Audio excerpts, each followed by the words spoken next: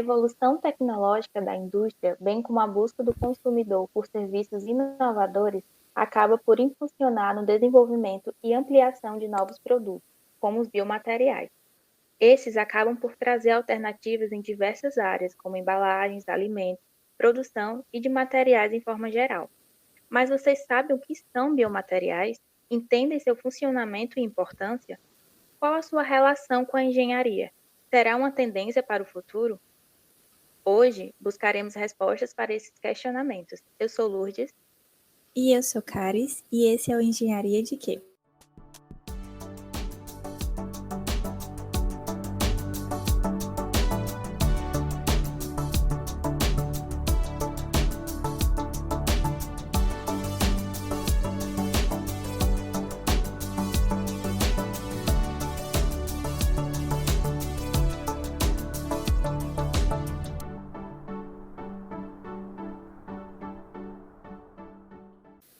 Para falar um pouco mais sobre esse tema, conversamos agora com Renata Nunes Oliveira, professora do Departamento de Engenharia Química da UFR-RJ e do Programa de Pós-Graduação em Engenharia Química, doutora em Engenharia de Alimentos e pós-doutora na área de biomateriais. Olá, professora! É ótimo poder conversar com você. Seja bem-vinda. Muito obrigada, é uma honra estar aqui. Obrigada por me receberem. Eu já conheci o podcast de vocês, é fantástico. Então, muito obrigada. Estou muito feliz de estar aqui de verdade. Obrigada por me receberem. Para iniciar nossa conversa, você poderia nos contar como foi sua trajetória até aqui e como surgiu o seu interesse pela área de biomateriais? Posso. Vamos lá. O que acontece? Para contar essa história, eu tenho que voltar um pouquinho no tempo. Eu tenho que voltar no tempo enquanto eu estava sendo aluna de graduação. Eu, como aluna de graduação, eu fui aquela aluna que fez todas as iniciações científicas que vocês podem imaginar. Que vocês puderem encontrar entre mineração e biomateriais, eu fiz. Então, eu fui experimentando muitas coisas e no final da graduação eu percebi que ou eu seguiria para ser feliz, ou eu seguiria pela área ambiental, ou eu seguiria pela área de saúde, de cuidados à saúde. Só que eu estava fazendo engenharia. Então, engenharia, numa época, eu me formei em 2008. É uma época em que você não tinha a questão ambiental, ela estava começando, mas ela não era bem amplamente divulgada, e a questão de saúde também estava fora do escopo do meu trabalho. Então, eu começo a buscar o que eu posso fazer nessas áreas. Então, eu fui tentando tanto a parte ambiental quanto a parte de saúde. E aí, acabei me apaixonando mesmo pela parte de saúde. Incrível, professora. E poderia explicar para a gente o que de fato são esses biomateriais e como deu o surgimento deles? Vamos lá.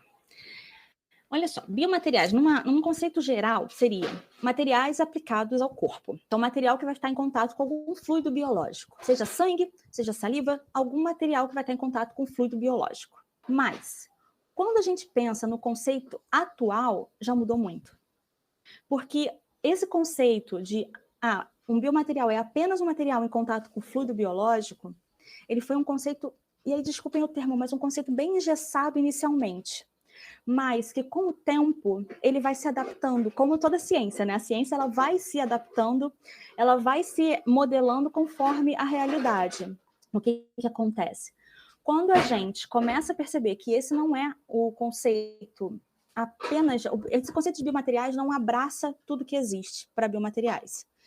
Então, é quando nós começamos a olhar para outros horizontes. Se você me perguntar assim, Renata, qual é o primeiro biomaterial inventado?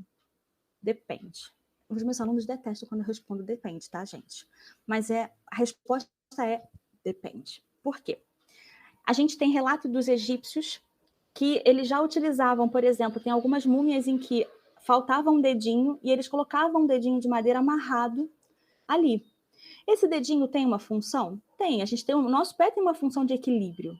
Então, se a gente for pensar em biomateriais nessa visão mais ampla, começa até antes dos egípcios. A gente talvez não tenha o registro, mas ele começa há muito tempo.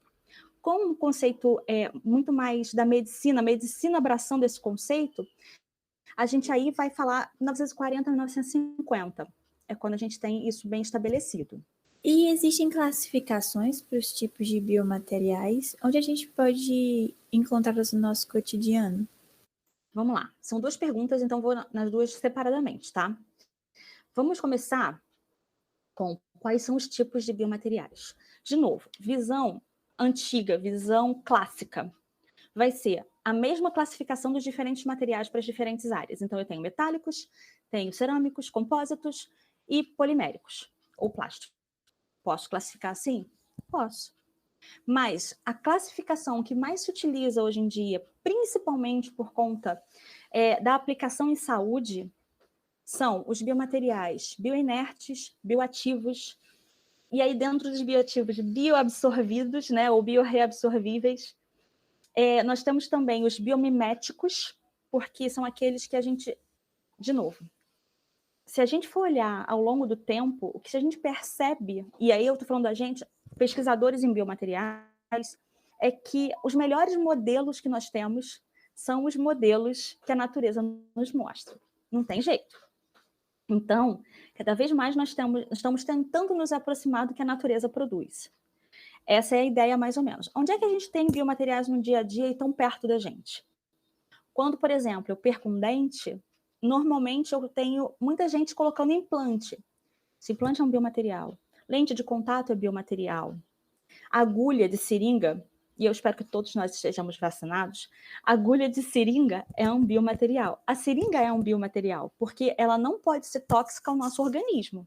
Então, biomateriais, ele saiu apenas da área médica. Quando, por exemplo, tem conceitos que se aproximam muito da embalagem. Hoje a gente já tem o biomaterial abraçando todas as etapas do processo. Respondia? Responder sim. E, professora, sabemos que os biomateriais são produtos que são alvos de diversos estudos, né, atualmente, porém ainda existem muitas dúvidas sobre a definição, a identificação. Existem parâmetros de qualidade que conseguem decretar que, pronto, esse é um biomaterial porque tem essas características específicas. Vamos lá. Se eu te falar que não tem um conceito, é mentira. Tem conceito porque nós temos livros e livros e livros. Então, conceitos existem e são múltiplos. Agora, existem algumas variáveis que precisam ser atendidas. Então, por exemplo, quando eu falo de um biomaterial que vai ser aplicado internamente ao corpo humano, ele não pode ser tóxico, ele não pode ser reativo, ele tem que ter, dependendo, se for um remédio, por exemplo, uma liberação controlada para não chegar à toxicidade no organismo. Tem alguns parâmetros que precisam ser atendidos para que você tenha essa, vamos dizer assim, essa aprovação pela Anvisa. Agora, principalmente na pandemia de Covid, nós temos visto muito que as pessoas acompanham o que a Anvisa está fazendo, como é que são feitos os testes, mas isso não veio de agora, isso é muito antigo. Então, são testes in vitro com célula, né? Que são testes que você faz em laboratório para ver como é que a célula está se desenvolvendo em contato com o material que você quer colocar no corpo humano, por exemplo. São testes absolutamente necessários. Depois nós temos os testes em animais ou testes em vivo. Por quê? Porque a gente tem nos animais um organismo menor e que a gente consegue acompanhar ao longo do tempo. Então, ele espelha o que o nosso organismo provavelmente vai fazer. Nós temos mais uma etapa, que é o teste clínico, que é quando esse material foi aprovado no teste in vitro e in vivo, ele segue para o teste clínico. Quando nós temos aí pessoas utilizando isso daí, normalmente num teste duplo cego. Por quê? Nem paciente, nem médico sabe o que a pessoa está tomando. Simplesmente você vai ver a reação dela em contato com o placebo ou em contato com o material. Muito bem. Isso são os testes em geral que a gente faz. E isso serve para embalagem também. Quando a gente fala de embalagem, a gente não quer toxicidade. Se a gente está falando de embalagem ativa ou inteligente, a gente também quer que ela defina se, por exemplo, a quantidade de gás emitido, né, conforme um produto está passando da validade, é suficiente para detecção ou não. Então, por mais que não tenha clareza, vai depender muito do para quê, do que é e de quais as normas que precisam ser atendidas. Professor, e quanto à legislação vigente no país, o que elas têm a falar sobre os biomateriais de uma forma geral? De uma forma geral, é bem complicado. Por quê? Porque você vai ter legislações muito direcionadas. Direcionada, por exemplo, à embalagem. Direcionada, por exemplo, a cápsulas de remédios. Direcionada a curativos. você não tem uma legislação que abrace todos os tipos de biomateriais. A legislação, na verdade, ela é conforme a classificação, vamos botar assim, da Anvisa e do Ministério da Saúde.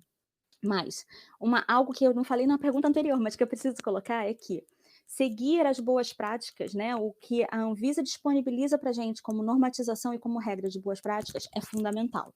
Professora, a senhora comentou sobre cápsulas, né, de remédio. A gente sabe que na área de alimentos tem surgido muitas cápsulas de café, né, que ajudam na praticidade. Elas também se incluem em biomateriais por transportar um alimento? Então, vamos lá. O que acontece? Sempre que a gente fala de biomateriais, de modo geral, a gente tem a ideia de que não pode fazer mal ao organismo. Se a gente abraçar essa ideia como uma definição de biomaterial, sim, elas estariam dentro, porque elas também têm que atender aos limites de toxicidade, limite de contaminantes, vamos botar assim. Então, todos esses detalhes que as embalagens de cápsulas, seja cápsula de café, cápsula de chá, cápsula do que for, elas precisam atender, tá? E aí a gente tem um outro problema muito grande. Lembra que eu falei que eu gostava da parte ambiental também?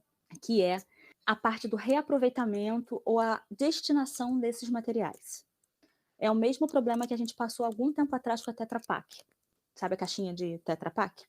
Mesmo problema. Nós temos muitos materiais diferentes, difícil separação entre eles, e destinação disso ainda não é interessante.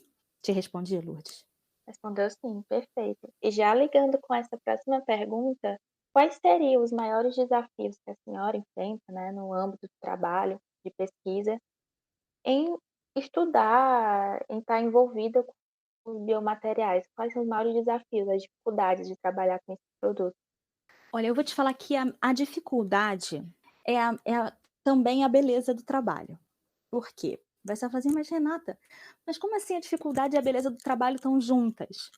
Elas estão juntas porque é claro que quando a gente fala de biomateriais, a gente está falando de algo multidisciplinar. Nós estamos falando não só o engenheiro não trabalha sozinho, o médico não trabalha sozinho, ninguém trabalha sozinho na área de biomateriais. Nós temos, então, um trabalho conjunto das diferentes áreas. Então, por exemplo, eu como engenheira tenho uma ideia dos testes físicos, mecânicos, químicos que eu preciso fazer no material. Mas quando eu passo para a área biológica ou para a área de alimentos, eu falho no quais regras e quais normas eu preciso atender. Então, a beleza é a multidisciplinaridade, a dificuldade é a multidisciplinaridade. Posso fazer só um adendo rapidinho? Pode sim. E a dificuldade da parte de análise, muitas vezes, de equipamento, que é muito difícil você ter todos os equipamentos no mesmo instituto. Muito legal. Professora, como já foi citado, você tem muitos trabalhos na área de biomateriais. Poderia nos contar um pouco sobre suas pesquisas? Vamos lá. Então, como eu tinha dito para vocês, primeiro que biomateriais é algo muito amplo. Então, se a gente for aceitar o conceito de que não é só o que é aplicado dentro do corpo ou em contato com fluido biológico, vamos dizer assim, interno, entre muitas aspas, eu trabalho basicamente com curativos, com cosméticos e com embalagens. De modo geral, quando eu preparo embalagens, eu tento preparar embalagens que sejam ambientalmente amigáveis, ou seja, que o próprio meio ambiente consiga reabsorvê-las sem um grande impacto. Sempre, tudo que a gente faz tem impacto, não tem jeito. Então, a minha ideia é tentar levar isso para também as outras áreas, embora a gente saiba que, por exemplo, quando a gente faz um curativo, se ele teve contato com sangue ou algo assim, você não pode simplesmente reaproveitar. Tem uma necessidade grande de esses curativos serem tratados como lixo biológico. Então, ir para incineração ou algo que o valha. Mas a parte de cosméticos também, a gente tenta ao máximo ir para materiais ambientalmente amigáveis e sempre tentando reutilizar. Então, uma coisa muito clássica no meu trabalho, principalmente na parte de embalagens, é o reaproveitamento do que seria subproduto da indústria. Por quê? Porque aquele subproduto, ele tem valor. Talvez a gente não tivesse ainda tentado para usar, mas ele tem valor. Quando a gente faz um curativo, que a gente tenta se aproximar, claro que eu não chego ainda perto disso, mas eu gostaria, quando eu tento fazer um curativo que tenta se aproximar do que a gente via as nossas vós, as nossas mães fazerem, né? Algo muito artesanal, eu não estou procurando o artesanal, eu estou procurando o conhecimento que tem ali e que pode ser usado.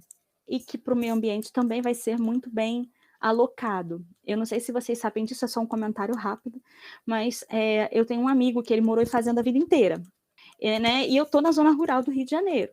Então, quando a gente pensa nisso, tem um amigo meu que ele falou assim, eu vinha conhecer lixeira quando eu vim trabalhar na zona urbana, porque na fazenda do meu pai não tinha lixo. A gente não gera lixo.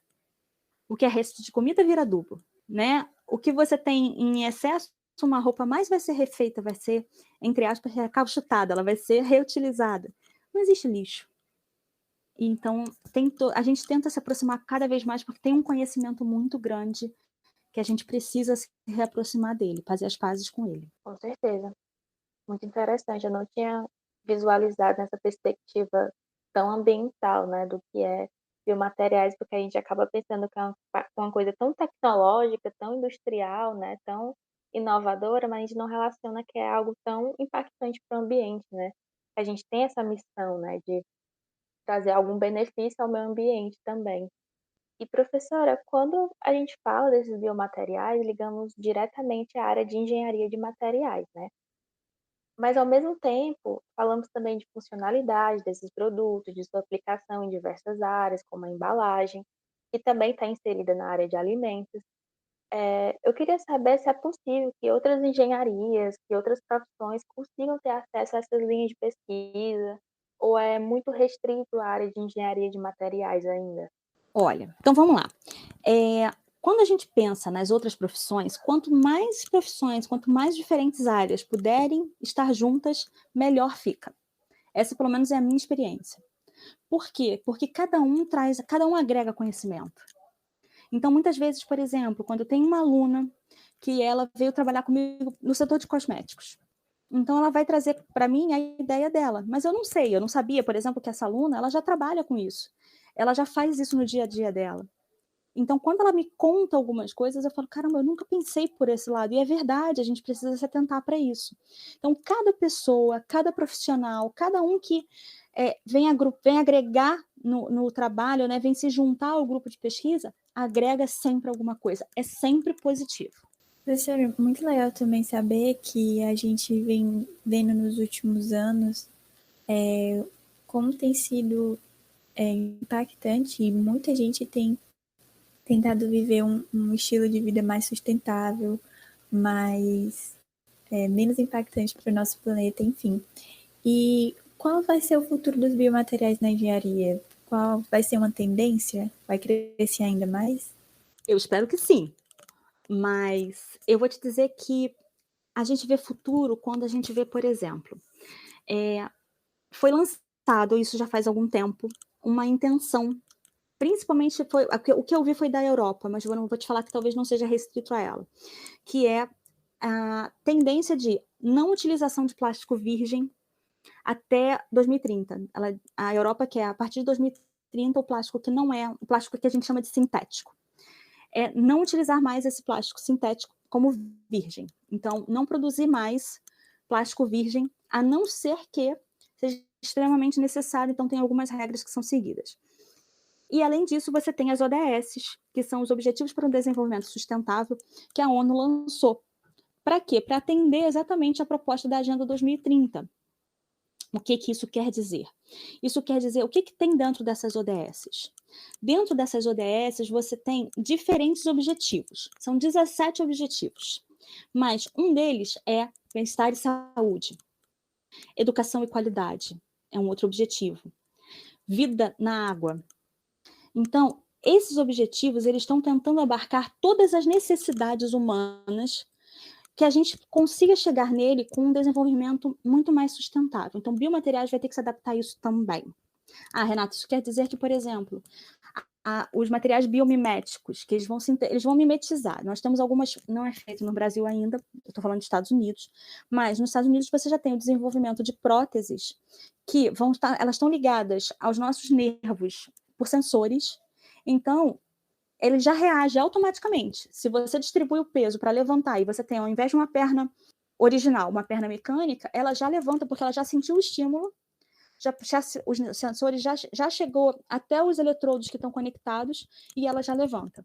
Eles agora estão rumando para ter sensação de calor e frio. Cada vez mais você se aproxima de tentar imitar a natureza, de tentar se aproximar do que a natureza faz. Isso quer dizer que com esses objetivos para desenvolvimento sustentável isso não vai mais poder ser feito? Não, isso vai poder ser feito. Só que a gente não vai mais poder, por exemplo, utilizar, vou dizer realidade Brasil, tá, gente? Não sei como é a realidade em outros lugares, mas na realidade Brasil você não sustenta mais comprar garrafinha d'água todo dia. Um ser humano comprando uma garrafa d'água todo dia, o planeta não vai sustentar isso, tá? E para o planeta não é difícil para ele resolver para a gente, tá? A gente é que precisa permanecer aqui. Então a gente precisa entrar e ter, vamos dizer assim, dar um abraço nesse planeta. Não sei se eu respondi isso, fui longe demais. Não, foi Respondeu sim. ótimo, foi perfeito. E para finalizar, né, a nossa conversa, foi incrível, muito interessante.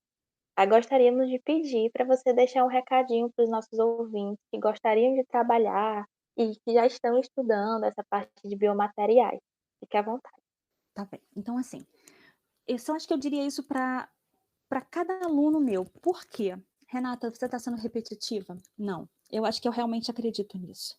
Que é o seguinte: cada um de vocês que gostar da ideia de biomateriais e cada um de vocês que abraçar a ideia de um planeta em que nós consigamos conviver com ele bem, sem destruí-lo, abraçar a ideia de que a gente precisa dar qualidade de vida e longevidade às pessoas, por isso biomateriais são tão importantes, que a gente precisa olhar o próximo como a gente gostaria que eles olhassem para nós, porque aí a gente consegue desenvolver e fazer uma ciência para todos.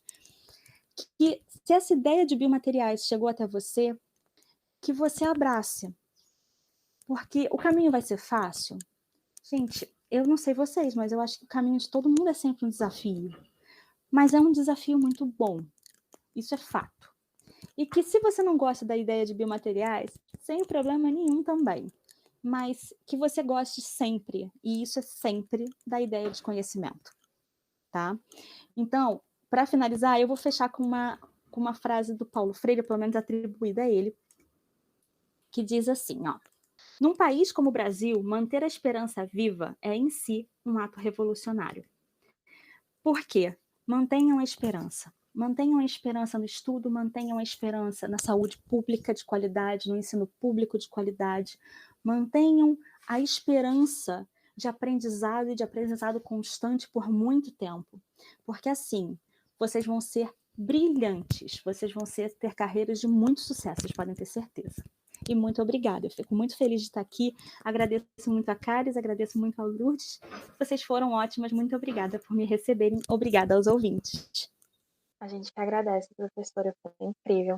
Adorei a frase, adorei a mensagem. Então, pessoal, chegamos ao fim de mais um episódio que falamos sobre um tema tão interessante, tão importante e tão inovador. Agradecemos a participação novamente da professora Renata e de também todos os ouvintes. Esse foi mais um Engenharia de Quê?